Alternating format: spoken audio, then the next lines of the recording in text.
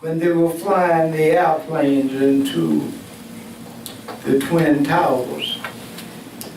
I was sitting on the 4th floor of the VA hospital in Detroit, looking through barred glass windows. I was in the mental Thank you, Jesus. institution. Look at God. Look at it. That was the year that I did like Jeremiah. I had got so disgusted with things that were going on around me and in my life and in the church. I had told God I wasn't going to preach no more. I wanted to be through with the church. But God. But God. Say that. Yes, Lord. And as I looked at all of those lives being lost, God reminded me that He called me to preach. And I came out of that hospital and I started back to preaching. I didn't take too long to break off.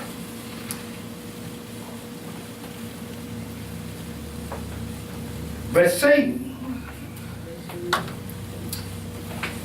is out here to confuse you. He's out here working on the minds of people. And if you allow yourself to listen at anything he has to say, All right now. he'll mess you up. Yes, it will. Man. Yes, He will. I think I've been in this world longer than anybody in here. Long time. And this is the worst political year that I have ever seen. And every time I told Pastor, every time I think I saw everything, and every time I think I've heard everything, something new comes up. I listened to Donald Trump as he was trying to reach the black population. And he says, we as black folk have nothing. We have nothing to lose, so why not take a chance on him? And when that man said that, I said, this man got to be crazy. Oh, God. Why not take a chance on him? Let me help you with something. I might not have a dime in my pocket, but I got Jesus. All right now. And ain't no way in the world I'm going to take a chance on no man God. Stick with you, Lord God. Jesus. Help us, Lord. I really don't care who they put in the White House. Stick with Jesus. You better say it. Stick with Jesus. Because when it's all been said and done, Oh, God. God gonna have the last word. Say that. Yeah. I know we living in the last. I know it's gonna be over after a while, and I'm not worried about it because I'm getting ready for that time when I have to stand before God. Yeah. Those of you that have your Bible, look for Jeremiah, the 8th chapter and the 20th verse. And when you find that one, hold your finger there and look for Matthew 24 and 32. Now, I need your prayers this morning. I've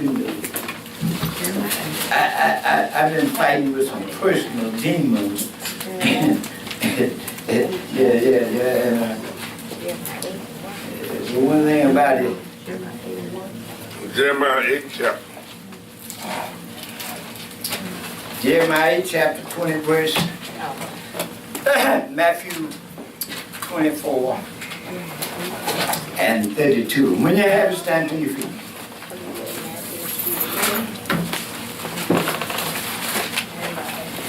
Man, I ain't gonna be long this morning, so I don't want no remarks by Reverend. You didn't say much. Okay. Now, 15. Jeremiah 20.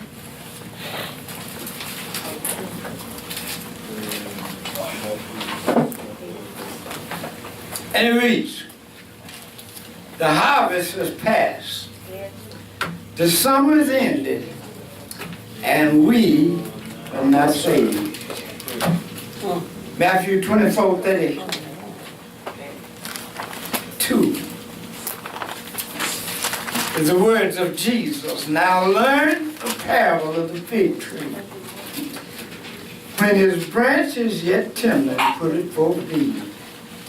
You know that summer is nigh. You may be seated. For a little while this morning, I want to talk about missing the opportunity of summer. Missing the opportunity of summer. When we think of summer, we think of a time of the year when everything is favorable. Summer, great time of the year. The sun is shining on both sides of the street. The grass is fresh and green. The sky is blue. The birds are singing. It's summertime. Barbecue is smelling in the air. Folks are going on vacation and they're taking fishing trips. The children are playing in the streets because school is out. It's fun thing, and the last thing is on most folks' mind is God. All right now. We suddenly forget the cold, harsh winter that we just endured. Uh-huh. We throw away those old winter clothes that we had to bundle up in to keep warm. It's time to buy new things. It's summertime. But we forget that what goes around comes around. Yes, Lord. Yeah, we forget that if death passed and life lasts, there is another winter on the way. Uh-huh. Y'all pray with me now.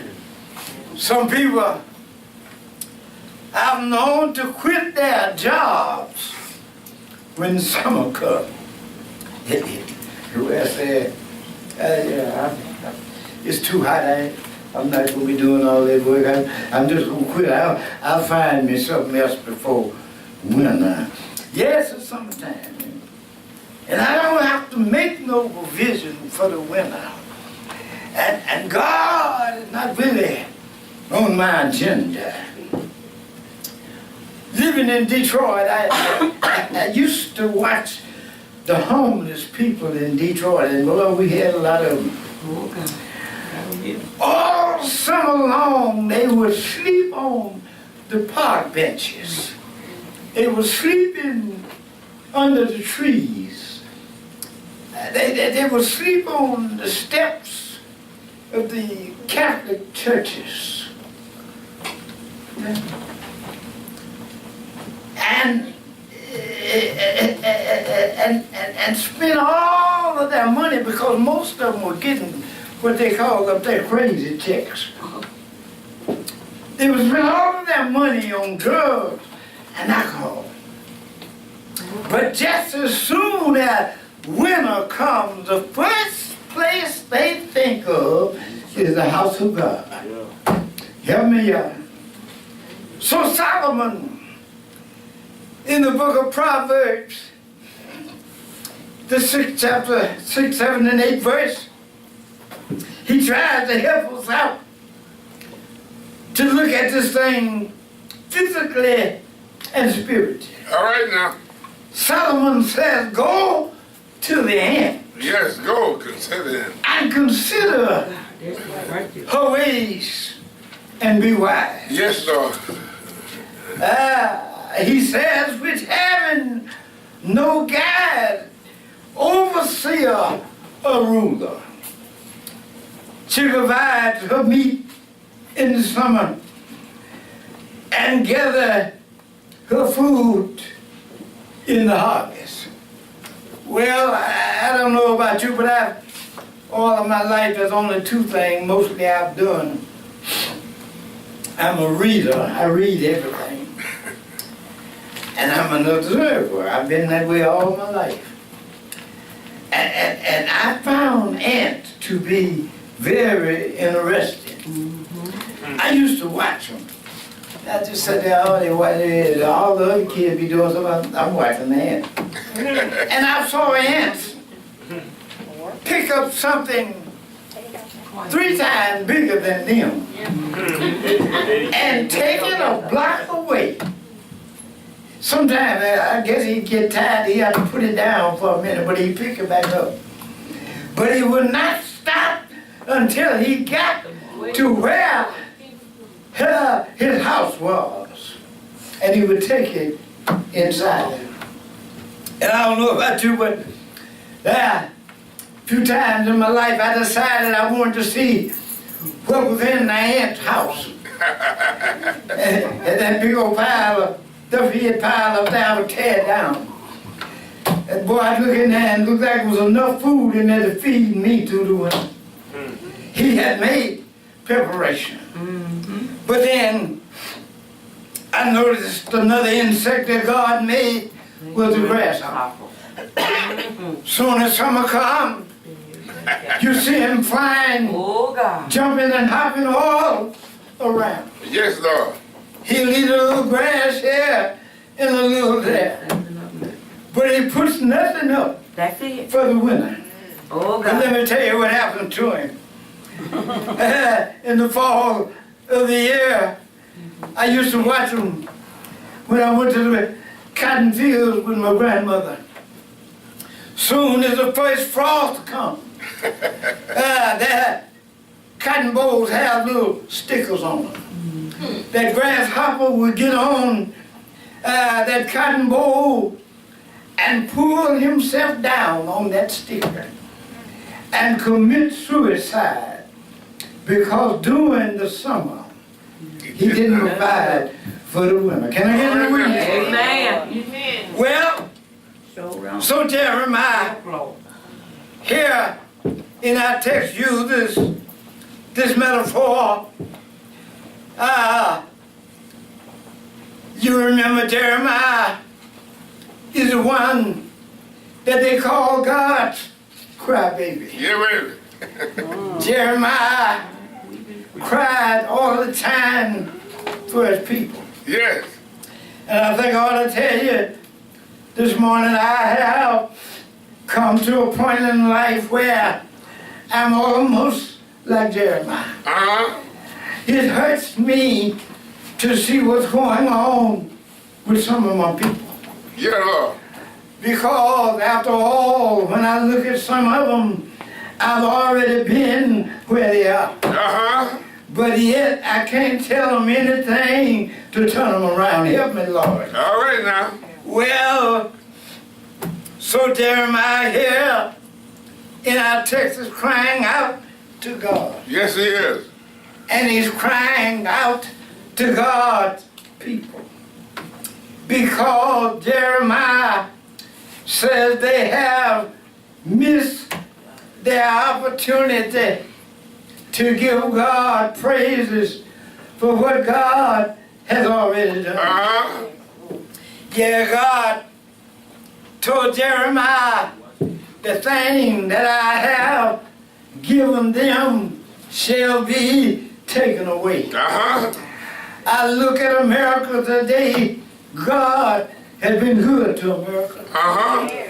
But I'm afraid that one day God gonna take back some of the blessing that he's already given us. Help me. Say that now. Say that. Well, Jeremiah said, we looked for peace, but no good came.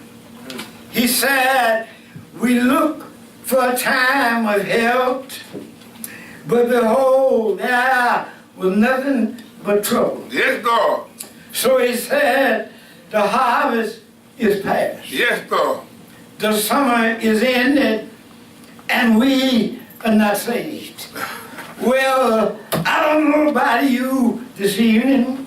I know a lot of folks are not saved. Uh-huh.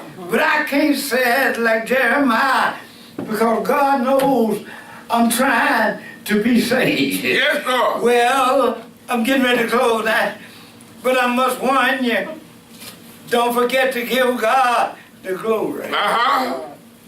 while you still have the chance.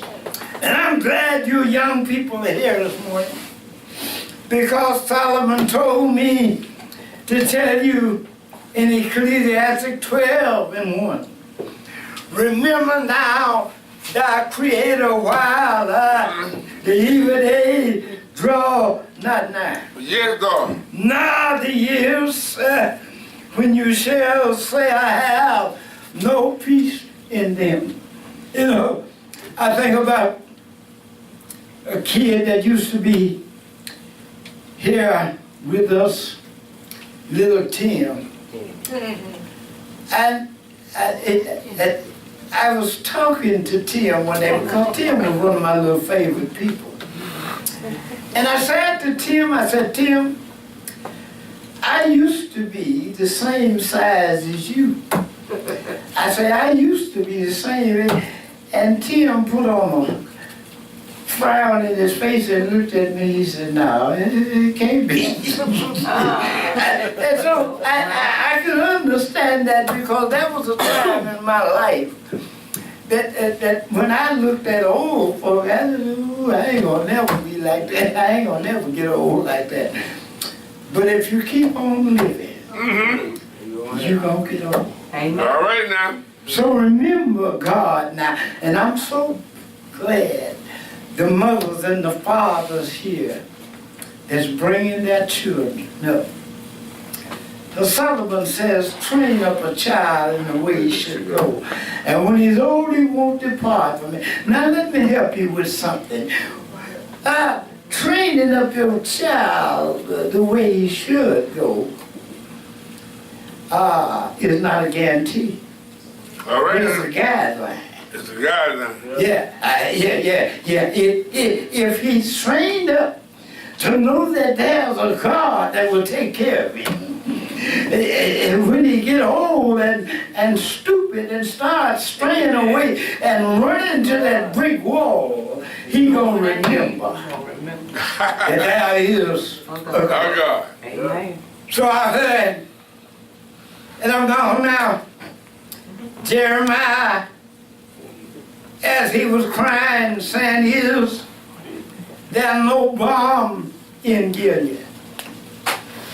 Is there no physician there? He said, why then is not the health of the daughters of my people recovered? Well, then he said, oh, that my head were waters, and my eyes were a fountain of tears. Uh-huh. Jeremiah said, I weep both day and night for the slain daughters of my people.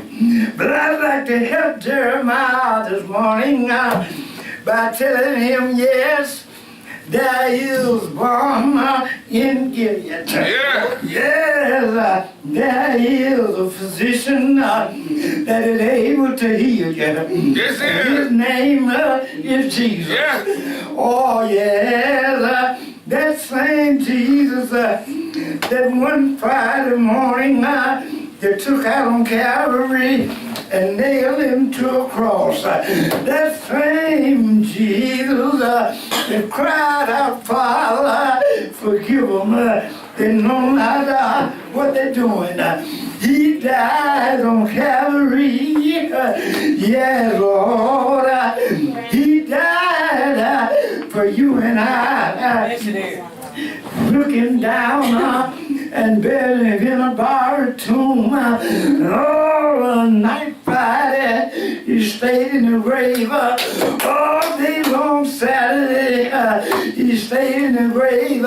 All night Saturday, he stayed in the grave. But early Sunday morning, he rose. And I'm glad this morning that he rose. No matter what kind of summer I have, no matter how cold the winter get, one thing I know, I got Jesus, Got Jesus. and he's able He's able. to keep me. The doors of the church. There may be one here this morning.